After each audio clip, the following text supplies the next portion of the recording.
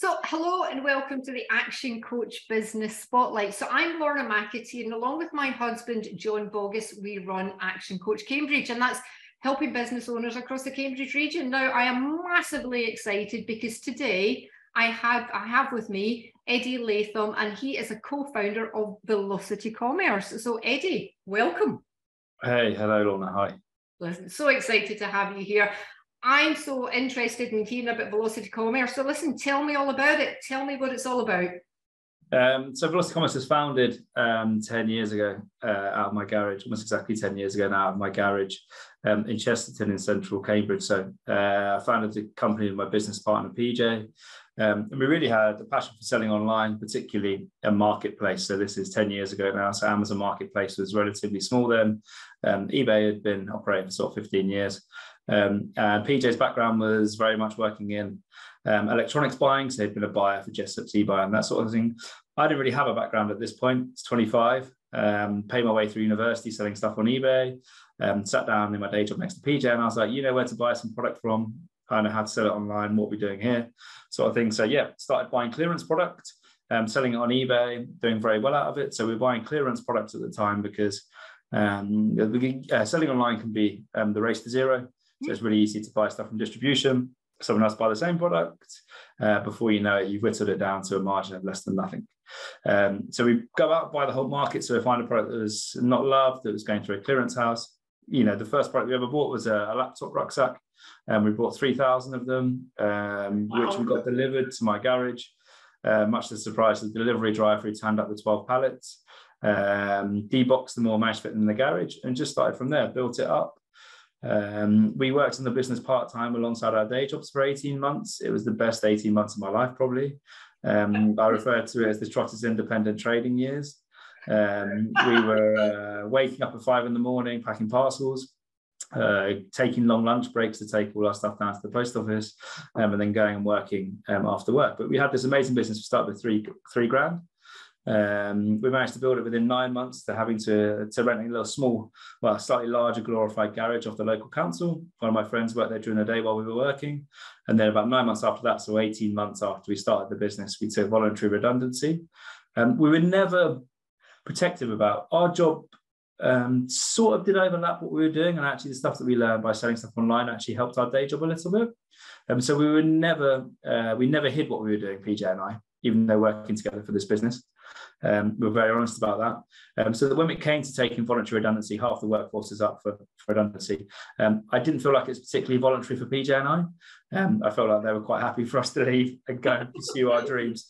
But then it meant that other people could stay on and continue to collect their paycheck. So after we left work, and this is about 8 years ago now, buying clearance products is very hand to mouth. So you buy one product, it sells out, and then you have to go and find another one. You know, by definition, you buy it because you can't buy any more. It means that someone can't compete with you on price. So because of that, we wanted something a little bit more stable. You know, we did, you know, like everyone that leaves their day job, they still want a salary, but they want, you know, the fun and excitement of having a business. So we then started speaking to manufacturers about taking refurbished products. Like I said, PJ's background is in electronics. So we went to some manufacturers and said, okay, well, you've got a problem with your returns. You don't really know what to do with them. eBay is quite good as a secondary refurbished market. So how about every month you send us all of your broken products, customer returns. These are from electronics brands, both big and small. And we'll sell them on eBay on your behalf. And it worked very well for us. It means that we had some regular supply from people. It meant that we had solving a problem for them and they were solving a problem for us in that we wanted a regular income. At the same time as doing that, we launched our own brand. So we went to the Far East, saw some products that we'd sold through clearance, and we actually sourced them and started selling them under our own brand, under Majority. And I know, you know, fast forward to today or the last few years, there's a lot of people selling independently on Amazon, people launching brands on Amazon. I think we're one of the pioneers of that. So our main brand today is called Majority. So it's a home audio brand. So still sticking to electronics category. Our business today employs about 40 people, and we turn over about 25 million. That's all organic growth. So the 8 years ago when we left our job, we were turning over roughly 80 grand a month. So we were doing probably 500,000 a year once you factored in sort of some growth in that. And fast forward to today, about 30 million. So how that's changed is the own brand that we launched all those years ago, Majority, has grown very, very quickly. It's now sold all around the world. I think that we have changed that from being an Amazon native brand, basically, like there is so many launching today, to taking that market, taking that to the market in general. So now sold in Argos, Currys, Very, some products in B&M, in various different retailers. I think that when we were working 8 years ago, mainly brands were selling in retail and then starting to sell on Amazon. So we've done a lot over the years to support those brands. So we didn't sell refurbished product for a huge amount of time after we were made redundant. But what we started doing is speaking to high street brands directly and asking them to manage their Amazon for them. So when we were growing our own business on Amazon, our own brand on Amazon, Majority, we were also helping brands that did sell into retail. So say we've worked with Brita in the past, so helping them manage their Amazon channel, which has done very well on Tescos and stuff. But so we've got two things to our business, two strings to our bow in our business these days, which is our own brand, which is about 2/3, if not 75% of our turnover under Majority. And then the other 25% or so is other brands we help sell online. So that happens in various different formats to how we're helping these other, well-known brands. Let's say, some of them I can't really tell you about, but some of them I might be able to if I can think of the ones that I'm allowed to talk about. Because how we're helping them is sometimes we're purchasing stock from those brands and selling it on Amazon in particular in their behalf. Amazon's obviously a key territory or key marketplace for a lot of people. Other brands, we just work as a consultancy. So if you take RAB Outdoor Clothing, so like a very popular outdoor clothing brand, RAB, we're helping them to manage all of their Amazon content. So we're making sure their listings are well described, it's beautifully described. Their Amazon marketing is on point and stuff to try and mean that, the brand is how they would intend it to do. And this company have obviously got huge amounts of assets that they use on their own website. They're selling to Cotswolds Outdoor, they're selling to all the other retailers and stuff. But sometimes that doesn't always transpose to Amazon very well. So what we're doing is we're helping them make sure that is continuity between the rest of their brand and other outlets. So I guess to summarize, we do a couple of things today. We do our own brand Majority, which is a home audio brand, which is sold on Amazon around the world and also in retail stores in the UK. We're helping brands in sort of an agency capacity or a consultancy capacity make the most out of Amazon through content management and marketing management. And we're also retailing brands exclusively on Amazon on their behalf, which those last two, acting as a consultant and also retailing the products, is a pretty similar mechanic for brands. It's just the difference is that one of them we purchase the stock and sell it on their behalf. The other one, the brand will sell the product. We're just helping them facilitate that. Yeah, do you know what? That's absolutely amazing. I have to ask you, Eddie, when you were a kid, was this the plan? I always wanted to open a corner shop. Oh, okay. I remember so I'm 38 now as of last week. So I remember going to Tesco's with my dad, which was like a day out when I was a kid. It's the most exciting thing that happened all week. And no, it wasn't quite that bad. But I went to Tesco's, in Barhill. I even remember it wasn't the Barhill Tesco's that's there today. It was like this old, ropey old supermarket before they knocked it down and rebuilt this nice posh one we have these days. I remember going into Barhill Tesco's when I was about 8 years old, let's say. And it was when Tesco's was really ruffling the feathers of big, well-known brands. And they were selling grey import products. They were selling Timberland jumpers, which I was obsessed with at the time, and selling pairs of Levi's. I remember chatting to my dad and saying to him, Dad, where are they getting this stuff from? Because I've seen it in Debenhams, this jumper, and it's £100 or whatever it was. And then Tesco's knocking them out of 40 quid. And I remember him saying to me, and my dad was a very, very intelligent person. Had a very interesting life, but he was incredibly clever, too clever. He talked himself out of doing anything that he wanted to do and just had a job working as an analyst, basically. But he said to me, well, Eddie, these products are really cheap in America. So what Tesco's are doing is they're going to America and they're importing these products and then selling them on the cheap. Which I said, like, is that not peeing off? Conscious this is being recorded. So I'll paraphrase. Did that not annoy these brands? And he said, well, yeah, they don't really like it doing it, and they're going to the High Court to try and stop them to do it. And I said to him, well, how much longer are they going to be able to do this for? He was like, well, it's not too sure. And I looked at him and I was like, we need to go to America and buy some Timberland jumpers. Go over with big empty suitcases. Yeah. And he was like, what are you talking about, you 8-year-old child, sort of thing. But I was just thought, this is an opportunity. There's someone making money, like they're being disruptive.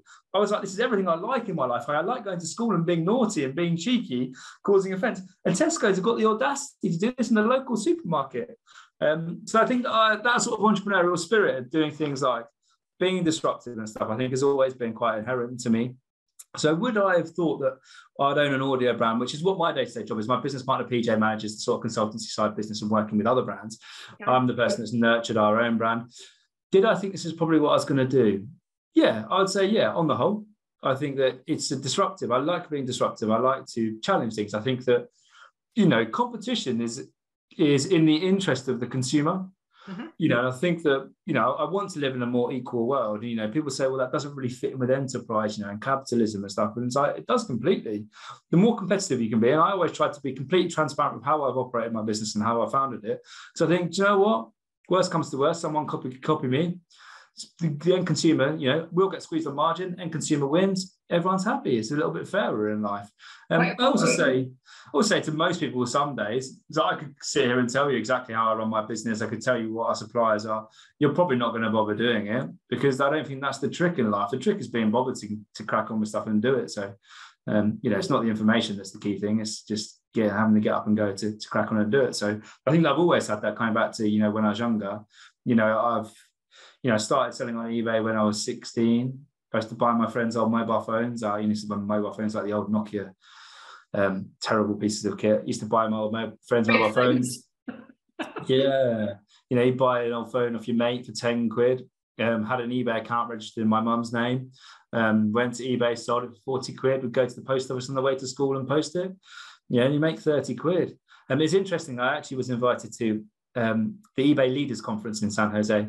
They had like their equivalent of like the AGM, basically, where they get all the big wigs in and have a big meeting, and they wanted like a seller experience, the experience of a seller to come and present on stage. So I went there, and there was all these, very well paid executives, etc. Actually, the guy that I had lunch with was the CEO, or they referred to him as something else at the time. After I had the lunch with him, I Googled how much he got paid, and it was $27 million a year. And I was like, wow, God, I'm glad I Googled that afterwards, not before. But I remember standing up on stage and saying at the beginning of our presentation, hi, I'm Eddie Latham, and I'm banned from selling on eBay, because that's 100% true. I'm actually not able to have an eBay account, even though since I've started this business that I currently own, I actually calculated it today. I think in the last 4 years, we sold 22 million pounds worth of stuff on eBay. But I don't actually have an eBay account. And I think that because of various things when I was younger, getting banned, etc., just doing things you probably shouldn't have done. I think that eBay is a brilliant company. They're the sort of people that are really going to appreciate that, that story and the authenticity behind it. But I've always had that passion to start businesses. I've always tried to do things and, be enterprising, really. I do believe in that the foundation of enterprise is looking at what someone else is doing. And the entrepreneurial journey generally starts with looking at what someone else is doing and saying, actually, F you, I think I can do it better. Yeah, I think I can improve on this. No one has original ideas anymore. My business idea was pretty bland. If you strip it down to, in essence, what it actually is, I could paint this magical picture about, we're challenging the audio market. We've got these amazing speakers that can do the greatest and latest things that you can do, but ultimately it's just about seeing what other brands are doing in the market and going, actually, I think you've missed the mark a little bit on that. I think I could improve that product. I think I could do anything. So I think I've always had that entrepreneurial drive to look at what's happening, question it. Okay, well, why is that business doing that? Why are they, even little things, why do they put the door there in a coffee shop as opposed to a door on the other side? It's because, there's more footfall coming down a road there. And, or thinking there's a coffee shop in town that's not very busy, and thinking, do you know what, if they move the door from that really quiet street to onto that really busy street, I bet you a lot more people would go in. It's that sort of thing. So, Eddie, how did we start talking about you going to having a grand day out with your dad at 8 years old to Tesco's, to talking about where doors are in coffee shops? Like, do you know what? This is absolutely amazing. I've spoken to lots of business owners as a coach, and never have I heard anybody tell me that they were inspired at 8 years old and their entrepreneurial spirit came from Tesco. So listen, you can find it anywhere. It's like you say, it's how you harness it. And And it sounds a lot like, you know, your key to success is to be a disruptor. Yeah, I enjoy that the most. Yeah, I think that I can it's see that fun. you do. Yeah, someone at work, probably shouldn't say this. Someone we work with, because we were talking about like how would, you know, what's a personal brand? Yeah, what's a personal brand? I think because that's very important, you know, how people perceive you and stuff, you know. And everyone was talking about different people, you know, let's say, I don't know, Barack Obama, what's his personal brand? You know, what does he stand for? You know, how would you summarize, you know, him in like one slogan, let's say? And then I asked this girl that worked for us at the time, I said, what would you say that mine is? Like thinking that she's going to say, you know, terrible boss or something like that, which hopefully she wouldn't have done. We've gotten quite well. So I asked the right person. She said, naughty school kid would be my personal brand. That would be disruptive child. Yeah. But you know what? It just goes to show you. I mean, you're very humble, Eddie, I have to say. You know, we were obviously having conversations before, and you know, you were saying to me, you know, you're not super intelligent. You know, you're just a normal guy, but you're massively successful because of your determination and your tenacity to succeed. And listen, that, you know, it's absolutely incredible. And just hearing about your journey, I think, will be a real inspirational, you know, story to a lot of people that are going to watch this. But listen, I do have to ask, because, you know, you've done such a lot, you know, your refurbishment right through to what you're doing now. I mean, that's quite, you know, that's quite a big range in all the things that you've done. So you must have had some really good learnings as part of your journey. Yeah, I think there has been things that, you know, things that we've learned, definitely. I always say that, you know, it's almost cliche, but, you know, business generally, you do one or two things, you either learn or you make money. And I think that, you know, for people starting out business in particular, and when I started this business, I was not interested in making money. You know, I always say that I went to university, it cost 30 grand, and I learned next to nothing. You know, when I started this business, I wasn't interested in making money initially. I was interested in learning as much as possible. And if we broke even, then that's really, really good. I think you've got to be very determined to put things on the yes or no pile quite quickly. Otherwise, things that, you know, and we've done things, and I've asked myself, have I learned from this and have I made any money? And quite often the answer is no. If that's happened, then that's when you need to put it on the no pile straight away. If you're learning, but you're not making money, then you continue to do it. Or, you know, maybe the learnings are that you shouldn't do that again. So I do think there's been many, many challenges along the way. Some of them I've enjoyed, and some of them I've had to really push myself to sort of, you know, focus on and enjoy. But, you know, we've made umpteen mistakes. And in our business, we try to, you know, celebrate failure, you know, and try and have a pretty open culture where people are able to talk about their failures and stuff, which, to be honest, doesn't work with everyone. You know, you have to start that at recruitment. You know, people talk a lot about values in companies and stuff, and values aren't what you put on the wall in your office. Values about how people communicate with other people, you know, and what is acceptable, you know, where the bookends and where the boundaries lie, really, and making sure people have ownership about what they've done. But, you know, there's countless stories I could tell you about. You know, even when PJ and I first started the company, we bought some clearance products, and it was terrible. And we basically had to sell it again in bulk. And let's say it's when we had very little money, and we paid 12 grand for it, and we sold it for 5, you know, and this in a week we lost 7 grand on it, when 7 grand was a hell of a lot. 7 grand is always a hell of a lot of money, but yeah, really was really, really terrible. And we high-fived and went to the pub and played pool. And we just thought, you know, I think we had a conversation before this call, but, you know, one thing I always want to try and retain is I don't want to get fearful. So things do go wrong. I don't want to be scared of things going wrong again. You know, I want self-preservation and having the determination and the ability to go on and do that thing again is what, you know, I always want to retain out of a bad experience. I never want it to be, oh, well, we're really cautious now because we did that before, it didn't really work. You know, and this is why I think that young people in particular, we're not allowed to say that anymore, inexperienced people are really good in the business. Because they get a hell of a lot of things wrong. Don't get me wrong, we all do when we're not experienced. But actually, do you know what? Sometimes the best things that ever happened to me or in my life are things I've got wrong. You know, I might have been setting out to do one thing, didn't turn out how I was intending, it turned out way better. Yeah, it doesn't necessarily have to always be worse. And I think it's the good thing about inexperienced people, without wanting to use the Y word, is they just bright-eyed and bushy-tailed, go out, just do things. Sometimes they come back to me and like, I don't know why you've done that. That's madness, but God, that's worked out really well. And you know what, one of the things about being successful, is being prepared to take that risk, going out on the limb, because, I mean, you mentioned failure, so long as you can see an opportunity in things that haven't worked out quite the way you might have planned, do you know what, that's where you get your best learnings. It's phenomenal. So Eddie, tell me, what's the future then for Velocity Commerce?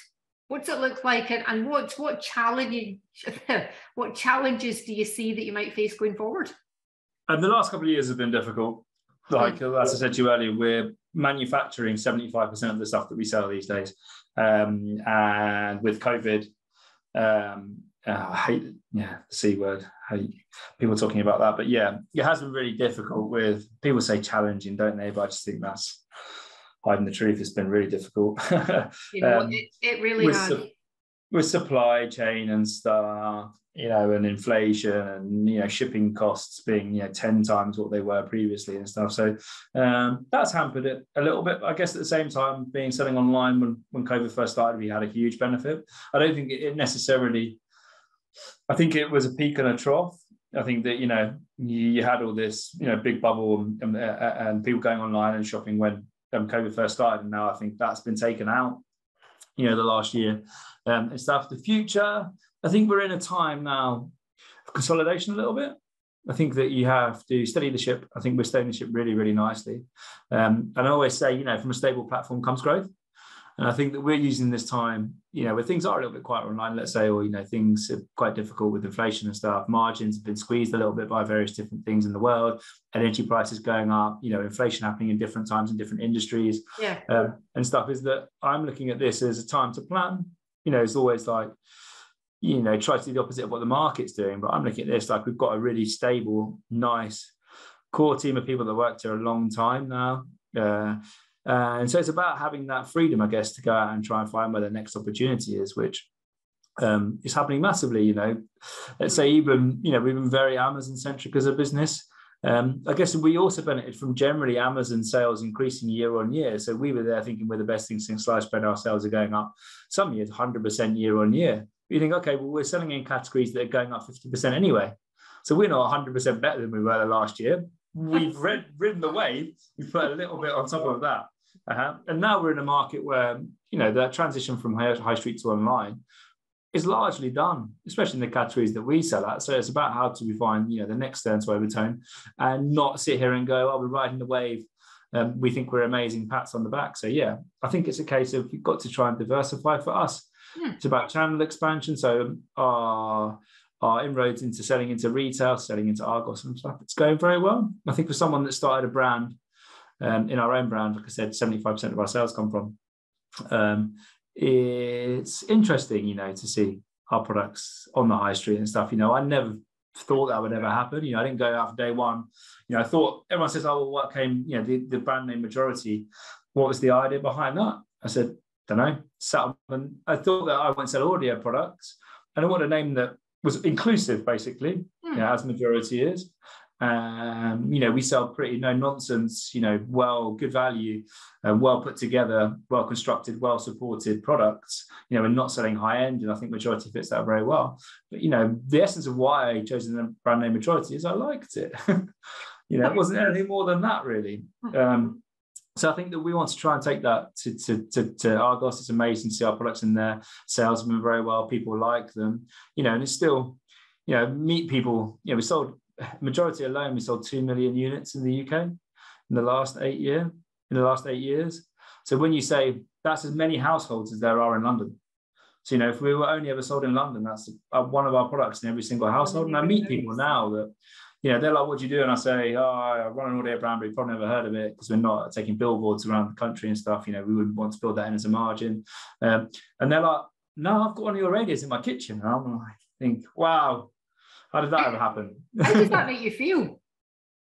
I'm immensely proud. Yeah.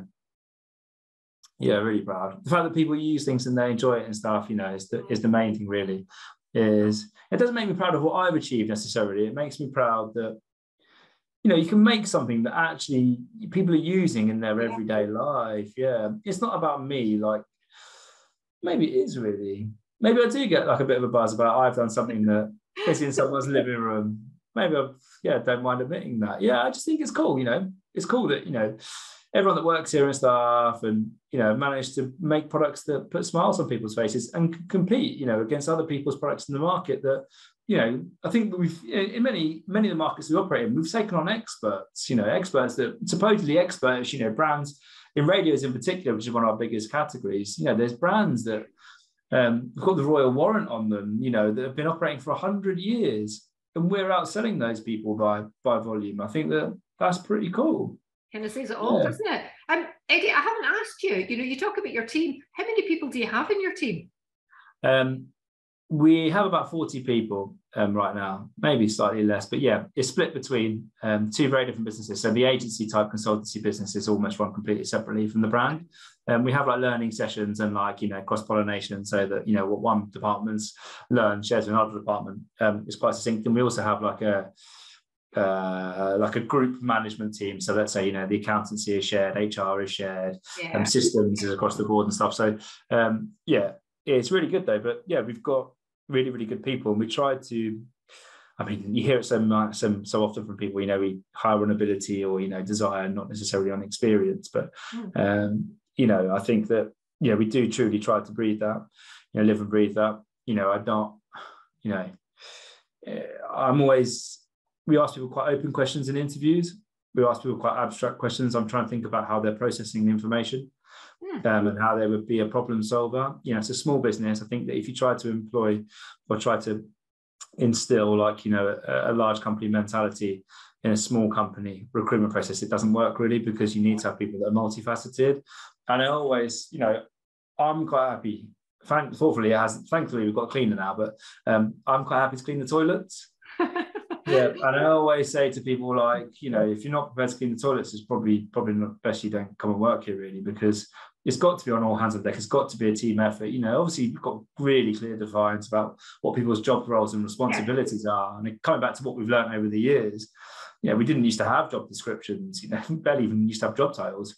But now we do have that, and that's really refined and stuff. But it doesn't mean that you're not there to be a team player and support the other people that work with you. So yeah, very proud of the team that we've got. And it's also a team that we're a very diverse employer.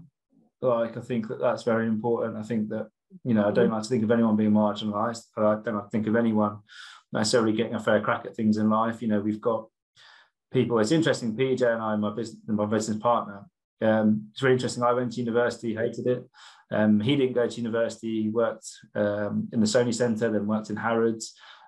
Shop floor sort of assistant working in the electronics section, and then lo and behold, we're the same age, similar age. He's actually slightly older than me. I like the way you mentioned that. Yep, 2 calendar years. 2 calendar years. And then we ended up mid-20s, sat next to each other doing the same job. Think, various different paths, end up in the same place. I just think that, if you judge a book by its cover, you're never going to get the best people. Whereas if you listen to what people are saying, and you don't judge a book by its cover, then you get some amazing people. And we've been very blessed with having a very, very rich, colourful team of people that offer so much that you wouldn't have necessarily. We don't just employ ugly people. It sounds like we're just employing ugly people. No, we just have people. We listen to what people are saying, not necessarily what they put on a CV and stuff, because I just think that's so misleading. You might tick all the boxes, but actually in reality, you're not going to deliver what the company needs and stuff. So that's quite part of that as well. Do you know what? So many people can bring so much different stuff to the table. And like you say, it's so important that they have the chance to speak. Because getting lots of different perspective, that's where real innovation comes from. So I absolutely love hearing that from you, Eddie. Okay, so you said that you're 38 now. If you could go back to your 18-year-old self, what advice would you give yourself? Don't go to university. Look, I can't be critical.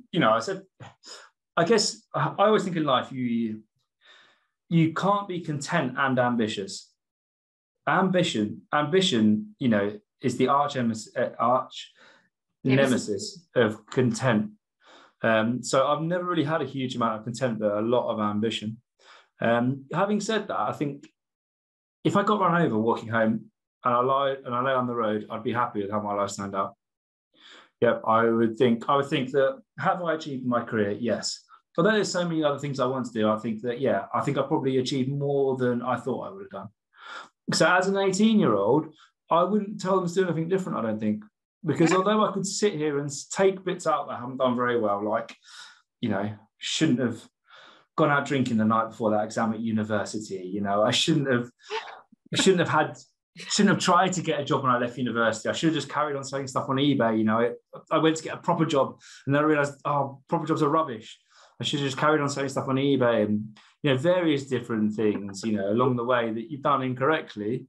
I think, the ultimate, when my time is up, which, there's only two things guaranteed in life, death and taxes. And as Zahawi showed us last week, even taxes aren't definite.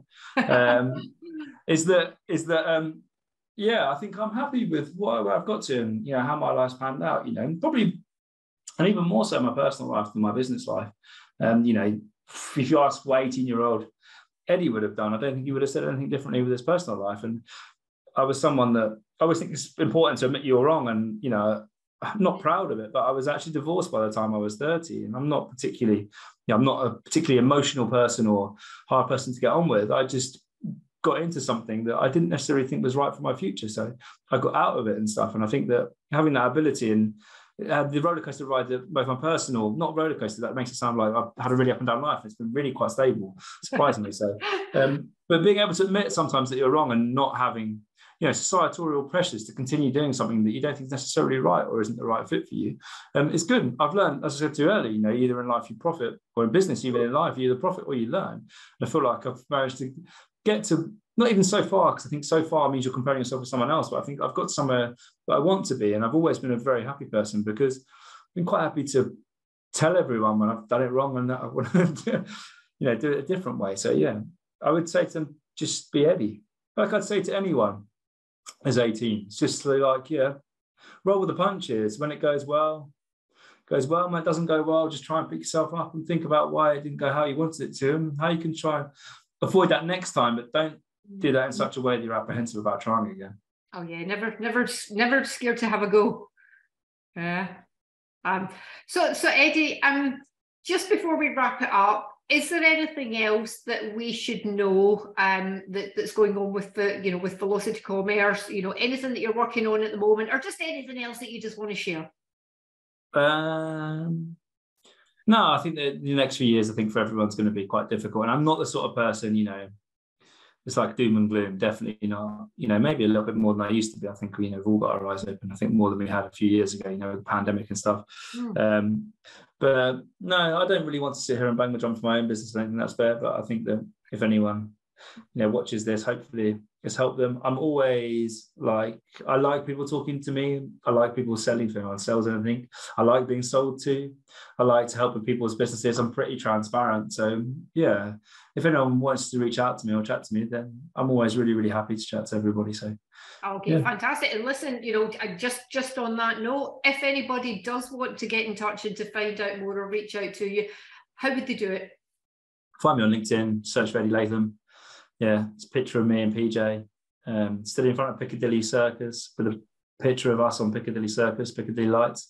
That's a story for another day. But yeah, as part of an eBay promotion, they put our faces on Piccadilly Circus. That's what the photo is. Oh, actually, maybe it's not. Maybe another bloody name drop. God, that sounds terrible. Maybe the photo on LinkedIn, I'll find it now. It's actually a picture of me. Oh, it is a picture of me at Richard Branson's house. There you go. Even better. Oh, well, do you know what? You've got to tell everybody the friends that you hang about. They do say, Eddie, that you're the average of the 5 people that you hang about with. So I'd be very curious to hear who the other 4 are. I mean, PJ sounds phenomenal, as are you. And of course, Mr. Branson himself, an absolute legend. Well, listen, do you know what, Eddie? I could stay and talk to you all day. What an absolute hoot you are. And the journey, thinking about your 8-year-old self having a grandy out with your dad at Tesco's, on the way to school, posting your £10 Nokia phone for £30 to where you are now, making all these millions. I mean, what a phenomenal journey. It's the same thing, though. It's the same thing. It's exactly the same thing. Is that people think, you get to these big positions, and your life's monumentally different. You're doing different things. In reality, it's the same thing as buying a phone for 10 and selling it for 30 quid. Most things are, you know, if you strip it back to the absolute basics, I think that lots of people try and make things sound way more sexy than they are. But yeah, it's all the same entrepreneurial spirit, when no matter how big a business is. I think, you know, going back to Richard Branson, I think he's a true believer in that, you know, whether he talks to someone starting out a business, whether he talks to someone, you know, on his level, because I think we're all on the same level, we're all humans, and we're all doing the same thing. So yeah, cool. Anyway, I'll shut up now. Oh no, listen, I want you to keep going. Like I say, I could just listen to you all day. Well, actually, you know, he's not Mr. Richard Branson, he's Sir Richard Branson, isn't it? Just in case, you know, he's watching that, I do apologise, sir. So listen, Eddie, thank you so much, you know, for spending the time with me today. It's really thank you too. It's very thought-provoking always doing these sort of interviews. So it's not like, you know, if anyone listens to it, you know, and get some inspiration from it or whatever it might be. It's also very helpful for me. Yeah, it's very helpful to sort of articulate your story and talk about things that have worked and talk about your past. You know, you always say that if you want to predict the future, or, you know, what the future holds, generally you look back in your life and experiences you've had. So it's very helpful for me too. So thank you too, Lorna. Oh, listen, no worries. Thank you very much.